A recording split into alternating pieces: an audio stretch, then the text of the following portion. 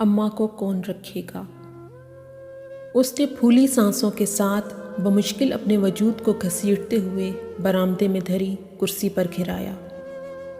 Washroom से अपने कमरे तक का फासला उसे गिरां लगने लगा था। चलती सांसों का शोर कुछ कम हुआ तो इधर उधर खेलते कूदते पोता पोती की आवाज़ें कान से टकराईं। इस उम्र में ये आवाज़ें उसके लिए किसी मौसीकी से कम ना थीं। इन आवाज़ों को सुनने के लिए उसने कितना तवील सफ़र किया था। ये उसके माथे की लकीरों और चेहरे की झुर्रियों से आया था। आज साल भर में पहली दफ़ा ऐसा हुआ था कि उसके शौहर के जाने के बाद सारे बच्चे अपने बच्चों के साथ एक साथ जमा थे। भाई ज़याम, तुम तो जानते हो मेरी और तुम्हारी भाभी की बैंक जॉब है। हम सुबह के निकले शाम गए तक घर लौटते हैं। इतना वक्त अम्मा को घर में कौन संभालेगा। मेरी तरफ से तो माजरत ही समझो। साथ वाले कमरे से आती बड़े बेटे की आवाज़ ने उसकी समातों को चौंकाया। तो वो सब इसलिए जमा हुए थे कि फ़ैसला कर सकें कि अम्मा को कौन रखेगा।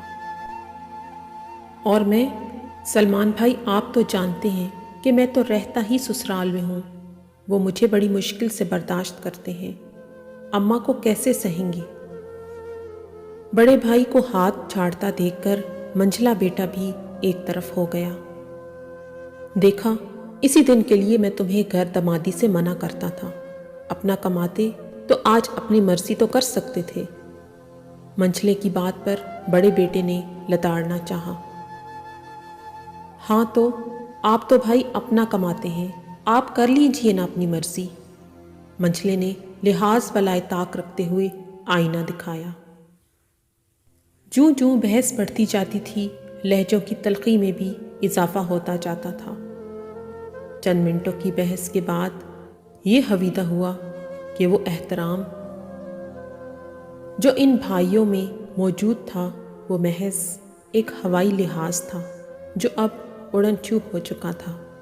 कबल इसके कि मामला मज़ीद तल्ख होता। छोटा बेटा मुसालिहाना अंदाज में बोला, आप सब बेफिक्र रहिए, मैं अपने घर में रख लूँगा अम्मा को। हाँ ठीक है, फिर अब्बा का घर किराए पर या बेच देंगे और रकम तीनों भाई आपस में बराबर तकसीम करेंगे। मंझले ने मौके पर चौका लगाया। बरामदे में बैठे नवंबर के दिनों में भी उसे पसीने आने लगे। बूढ़ा वजूद चंद लम्हों में मज़ीद बूढ़ा हुआ। उसे लगा कि वो अपने बाप के साथ उसे भी दफना आए थे। क्या कहा, आप रखेंगे अम्मा को? खुद तो सुबह ऑफिस चले जाएंगे और शाम में लौटेंगे। अम्मा को घर में कौन संभालेगा? छोटी बहू मैदान में आई। कौन पकाएगा उनके लिए परहेजी खाना? कौन देगा उन्हें घड़ी घड़ी दवाएं और पानी? सवाब कमाना है तो अपने सर पर कमाइए। कमरे में कुछ देर को खामोशी छाई रही। फिर मंझली बहू अपनी नंद को मुखातिब करते हुए बोली, नाइला, अम्मा यूं भी तुमसे बहुत मानूस है। अगर अपने साथ तुम रख लो तो शायद ये अम्मा और तुम्हारे लिए ठीक रहेगा। वो तुम्हारे बच्चे भी संभाल लिया करेंगी। अकलौती नंद इस ख्याल पर चिढ़ ही तो गई। भाभी, इससे अच्छा ख्याल तो आपके दिमाग में आ भी नहीं सकता था। अम्मा तो बच्चे संभाल लेंगी, लेकिन मेरी सास को कौन संभालेगा? बलाई मंजिल में रहती हैं, दिन भर आते जाते लोगों को घूरती हैं। अम्मा को देखकर मेरी जान खा जाएंगी। और एहतिशाम, उन्हें तो आप जानते हैं। वो क्या नहीं कहेगा कि मेरी अम्मा को तुमने अपने साथ नहीं रखा, तुम अपनी माँ को किस मुंह से मेरे घर में लाई हो? और ना भी कहे तब भी उनका मिजाज तो ऐसा है कि वो तो पराए मेहमान को भी एक दिन से ज़्यादा बर्दाश्त नहीं करते। को जाके मुस्तकिल रखना। सीने की घुटन कुछ और बढ़ी थी। माजी की यादें एक एक करके उसके दिमाग के पर्दे पर दस्तक देने लगी। बुढ़ापा भी अजीब शय है। سب کچھ بھلا دیتا ہے سوائے ماضی کے۔ وہ جب بیاہ کر اس گھر میں آئی تو اپنے بڑے سے گھر کے سامنے یہ گھر چھوٹا لگا کرتا۔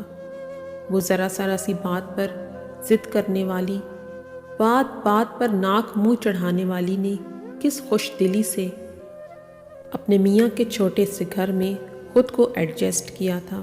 یہ بات اس کے والدین کے لیے بھی حیرت انگیز تھی۔ 4 نئے دن خوشی خوشی گزر گئے، لیکن پھر اکتاہٹ ہونے لگی۔ وہ آسائشوں کی عادی تھی، اس چھوٹے سے گھر میں کیسے رہ سکتی تھی؟ وہ سوچتی کہ اپنے باپ سے کہے گی کہ اسے اچھا گھر لے دے، لیکن پھر یہ سوچ کر چپ ہو رہتی کہ اس کے شوہر کی خودداری پر سوال اٹھے گا۔ پھر جب پہلی اولاد گھر میں آئی تو خود کو جیسے بھول بھال گئی۔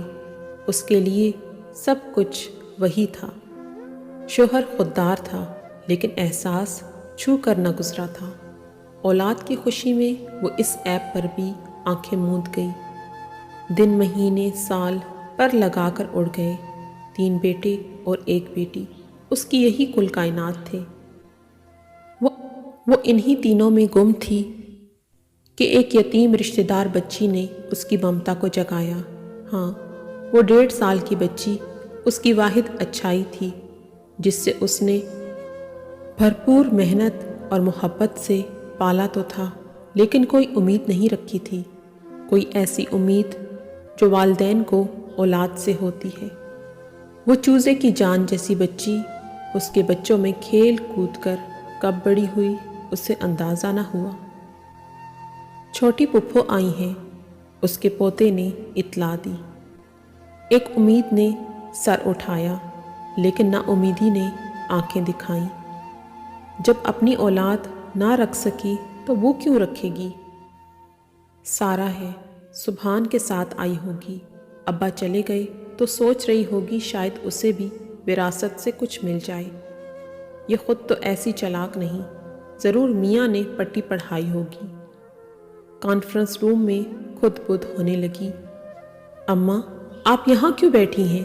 طبیعت تو ٹھیک ہے نا؟ وہ لپک کر اماں تک آئی۔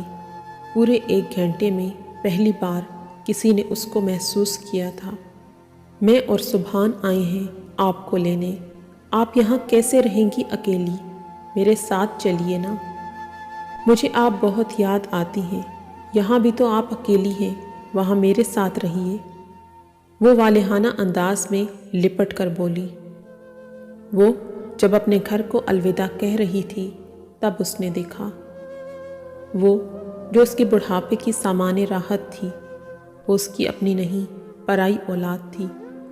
اسے لگا کہ ابھی اس کے بچے لپک کر کہیں گے کہ نہیں، یہ ہماری اماں ہے، یہ ہمارے ساتھ رہیں گی، لیکن ان کے لبوں پر تو جیسے قفل لگ گئے تھے۔ آج وہ چیخ چیخ کر سب کو بتانا چاہتی تھی کہ بڑھاپے کے سکون کا سوچ کر اولاد کو پالنے والے کس قدر بے وقوف لوگ ہوتے ہیں، بے اولادوں پر یہ سوچ کر رحم کھانے والے کہ انہیں کوئی کفن دینے والا نہیں ہوگا، کوئی سنبھالنے والا نہیں ہوگا، کس قدر خام خیالی میں جیتے ہیں۔ بے اولادوں کو لاوارث سمجھنے والوں پر زندگی کیسے ہنستی ہے، انہیں ادراک تک نہیں ہوتا۔ خون کے رشتے انسانیت کے رشتے سے بڑے نہیں ہوتے۔ میری اماں نہیں رہیں، لیکن وہ جب تک تھیں سارا اور میں نے ان کی بہت خدمت کی۔ مجھے لگتا ہے خدمت اور لحاظ ظرف والا ہی کر سکتا ہے، جس میں احساس زندہ ہے، انسانیت باقی ہے، وہ کسی کو بھی اپنا بنا سکتا ہے۔ اور یہ سب سارا نے مجھے سکھایا ہے، اور سارا کو آپ نے۔ یہ لاپالک بیٹی کا داماد تھا۔ اسے لگا کہ اس نے اولاد جو جوانی پالی تھی، اس کے بڑھاپے نے آ کر سکھایا تھا کہ اولاد کیسے پالی جاتی ہے۔ گاڑی میں سوار ہوتے ہوئے سارا نے اپنی منہ بولی بہن کو کسی سوال کے جواب میں کہا، کوئی پوچھے تو کہہ دینا۔ اماں کو اس کی بیٹی نے اپنے ساتھ رکھ لیا، جسے اماں نے اس وقت رکھا جب اسے کسی نے اپنے گھر میں نہ رکھا تھا۔